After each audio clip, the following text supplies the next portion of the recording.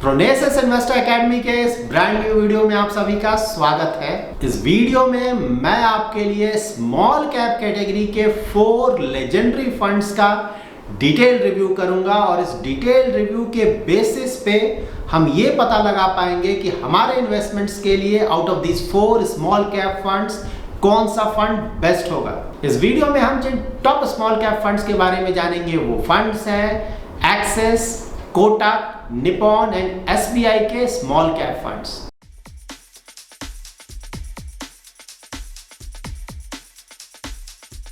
सबसे पहले हम इन ऑल 4 फंड्स का पास्ट परफॉर्मेंस चेक करेंगे, दैट इज इनका रिटर्न्स चेक करेंगे अक्रॉस 3 डिफरेंट डेट्स और साथ ही इन फंड्स का हम risk and return parameters check करेंगे जिससे कि हमें यह पता चल सकेगा कि पास्ट में इन फंड्स का परफॉर्मेंस कैसा रहा है। अगर कोई फंड पास्ट में काफी अच्छा या बुरा परफॉर्मेंस देता है तो इसका मतलब ये नहीं है कि फ्यूचर में भी वो फंड वैसा ही परफॉर्मेंस देगा।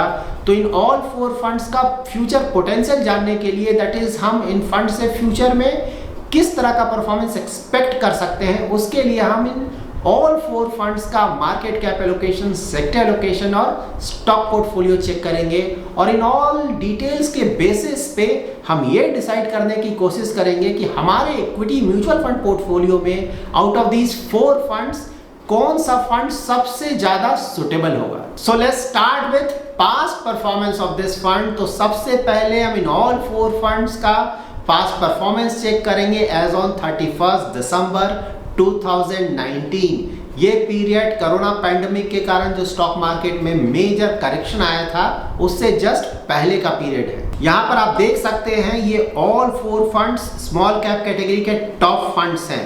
That's why in all 4 funds ने अक्रॉस ऑल होराइजन्स अपने बेंचमार्क को काफी बड़े मार्जिन से बीट किया है। लेकिन अगर आप इन फंड्स का रिलेटिव परफॉर्मेंस देखें तो आउट ऑफ दीज 4 फंड्स उस समय एक्सिस स्मॉल कैप फंड और एसबीआई स्मॉल कैप फंड का परफॉर्मेंस रिलेटिवली बेटर था। यहाँ पर आप इन ऑल 4 फंड्स का रिटर्न्स चेक कर सकते हैं एज ऑन 1 अप्रैल 2020। ये वो पीरियड था जब because of corona pandemic stock markets में मेजर करेक्शन आया था। इस समय अगर आप लास्ट 1 ईयर का बेंचमार्क रिटर्न देखें तो बेंचमार्क अबाउट 46 to 36% तक गिरा था। एंड बिकॉज ऑफ दिस मैं आपको हमेशा ही बोलता हूँ कि स्मॉल कैप कैटेगरी के जो फंड्स हैं वो काफ़ी ज़्यादा रिस्की होते हैं। सो अनलेस अनटिल आपका इन्वेस्टमेंट होराइजन 10 ईयर्स या उससे ज़्यादा हो और आपका रिस्क प्रोफाइल एग्रेसिव हो, दैट इज़ आप काफ़ी ज़्यादा रिस्क ले सकते हैं। अगर आप ऐसे इन्वेस्टर नहीं हैं तो आपको स्मॉल कैप कैटेगरी के फंड्स में अपना इन्वेस्टमेंट नहीं करना चाहिए। यहाँ पर भी आप देख सकते हैं कि इन ऑल 4 फंड्स ने अक्रॉस ऑल होराइजन्स अपने बेंचमार्क से अच्छा परफॉर्मेंस दिया है, लेकिन रिलेटिवली यहाँ पर भी एक्सिस स्मॉल कैप फंड और एसबीआई स्मॉल कैप फंड का परफॉर्मेंस ज़्यादा अच्छा है। नाउ हम इन ऑल 4 फंड्स का परफॉर्मेंस चेक करते हैं एज ऑन करेंट डेट। तो यहाँ पर आप देख सकते हैं अगेन ये ऑल टॉप 4 फंड्स काफ़ी अच्छा परफॉर्मेंस दे रहे हैं। That is again across all Horizons in all 4 funds ने अपने रिस्पेक्टिव बेंचमार्क को काफ़ी बड़े मार्जिन से बीट किया है। यहाँ पर अगर आप इन ऑल 4 फंड्स का परफॉर्मेंस देखें अक्रॉस डिफरेंट होराइजन्स तो यहाँ पर आप देख सकते हैं कि डिफरेंट टाइम होराइजन में डिफरेंट फंड का परफॉर्मेंस ज़्यादा अच्छा था। लाइक अगर आप लास्ट 1 ईयर का परफॉर्मेंस देखें तो एसबीआई स्मॉल कैप का परफॉर्मेंस बेस्ट था। अगर आप लास्ट 3 इयर्स का परफॉर्मेंस देखें तो वहाँ पे रिलेटिवली कोटक और निपॉन का परफॉर्मेंस ज़्यादा अच्छा था, जबकि 5 ईयर होराइजन में इन ऑल 4 फंड्स का परफॉर्मेंस लगभग इक्वल था।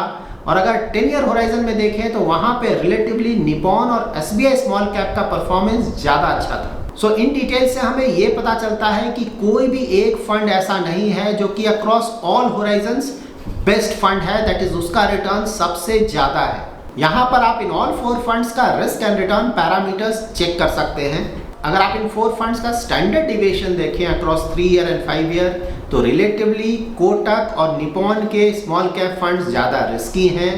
और अगर आप शार्प रेशियो अल्फा देखें इन फंड्स का तो 3 ईयर होराइजन में एक्सिस और कोटक का परफॉर्मेंस रिलेटिवली ज़्यादा अच्छा है, जबकि 5 ईयर होराइजन में एक्सिस और एसबीआई के स्मॉल कैप फंड का परफॉर्मेंस रिलेटिवली ज़्यादा अच्छा है। अभी तक हमने टॉप स्मॉल कैप कैटेगरी के फंड्स का जो परफॉर्मेंस चेक किया है उससे क्वाइट क्लियर है कि ये all 4 funds past performance wise best fund है। लेकिन हमें हमेशा ये ध्यान में रखना है कि कोई fund performance wise best fund है, इसका मतलब ये नहीं हुआ कि वो फंड हमारे इन्वेस्टमेंट के लिए सुटेबल है। जब भी हम अपने इन्वेस्टमेंट के लिए कोई भी फंड सेलेक्ट करते हैं तो हमें ये देखना होता है कि वो fund of course top quality का फंड हो जिसका परफॉर्मेंस काफ़ी अच्छा रहा हो, लेकिन उसके साथ साथ ये भी देखना होता है कि वो फंड हमारे पोर्टफोलियो में कैसे फिट बैठता है। उसके लिए हमें उस फंड का market cap allocation, sector allocation और स्टॉक पोर्टफोलियो चेक करना होगा। यहाँ पर आप इन ऑल 4 फंड्स का AUM that is asset under management और इन फंड्स के पोर्टफोलियो में जो नंबर ऑफ स्टॉक्स है वो चेक कर सकते हैं, इनका एक्सपेंस रेशियो और साथ ही इनका portfolio price to earning, annual turnover और इनके फंड मैनेजर्स का डिटेल्स चेक कर सकते हैं। ये ऑल 4 फंड्स पुराने फंड्स हैं और काफ़ी अच्छे परफॉर्मेंस वाले फंड्स हैं। That's why in all 4 funds का अगर आप AUM देखें तो वो काफ़ी ज़्यादा है। In fact Nippon India small cap funds का AUM अबाउट 21,000 करोड़ है, जो कि एक स्मॉल कैप कैटेगरी के फंड के लिए काफ़ी बड़ा AUM है।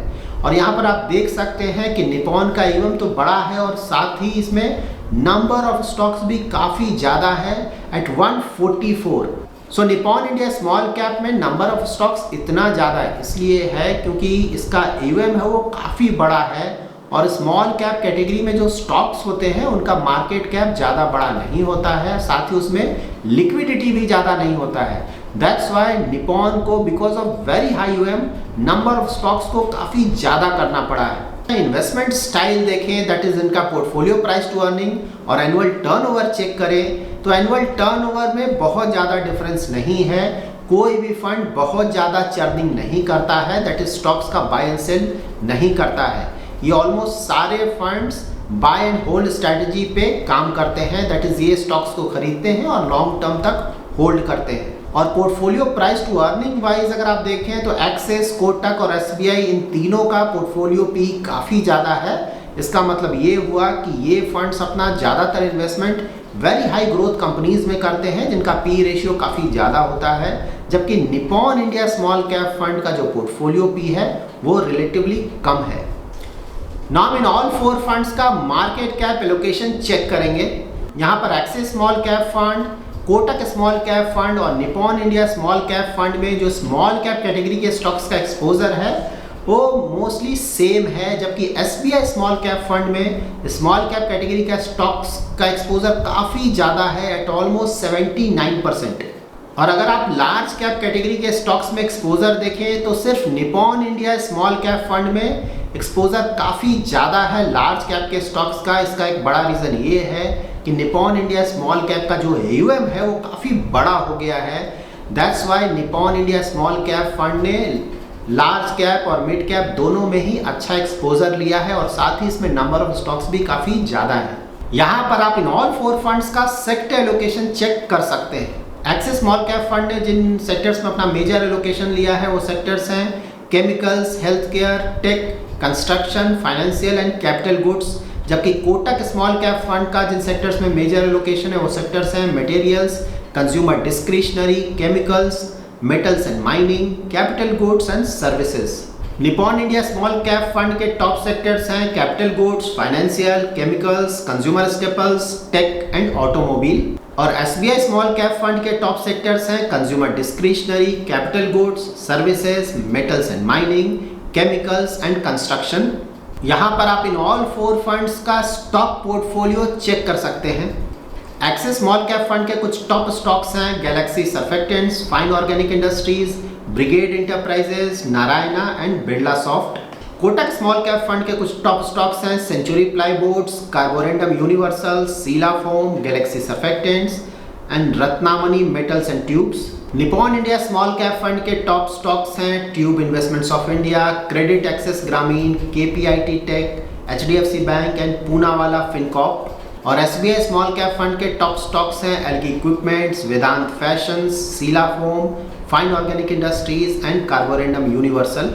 यहाँ पर आप देख सकते हैं स्मॉल कैप कैटेगरी का जब आप स्टॉक पोर्टफोलियो चेक करेंगे तो किसी भी स्टॉक में बड़ा एलोकेशन आपको देखने को नहीं मिलेगा। इसका एक बड़ा रीज़न ये है कि स्मॉल कैप कैटेगरी के जो स्टॉक्स होते हैं उनका मार्केट कैप ज़्यादा बड़ा नहीं होता है और उसमें ज़्यादा लिक्विडिटी भी नहीं होता है। दैट्स वाई किसी भी पर्टिकुलर स्टॉक में काफ़ी बड़ा एक्सपोजर नहीं लिया जा सकता है। आफ्टर दिस डिटेल रिव्यू, सबसे पहले मैं आपको ये याद दिलाना चाहूँगा कि जब भी आप अपना इन्वेस्टमेंट के लिए पोर्टफोलियो बनाएं तो उस पोर्टफोलियो में आप किसी भी कैटेगरी के जो टॉप 3-4 फंड्स हैं, उन 3-4 फंड्स में जो भी फंड आपके पोर्टफोलियो के लिए basis their market cap, sector allocation और स्टॉक पोर्टफोलियो सबसे ज़्यादा सुटेबल है, उसमें अपना इन्वेस्टमेंट करें। आप कभी भी इन टॉप फंड्स को सिर्फ उनके रिटर्न के बेसिस पे सेलेक्ट नहीं करें अपने इन्वेस्टमेंट के लिए, क्योंकि ये स्मॉल कैप कैटेगरी के फंड्स हैं और इसमें अपना इन्वेस्टमेंट हम वेरी लॉन्ग टर्म के लिए करते हैं, दैट इज 10 ईयर्स या उससे ज़्यादा। और हमने ये भी देखा है कि डिफरेंट होराइजन्स में ये जो फंड्स हैं वो परफॉर्मेंस अलग अलग होता है, दैट इज फर्स्ट ईयर कोई दूसरा फंड टॉप करेगा, सेकेंड ईयर कोई दूसरा टॉप करेगा।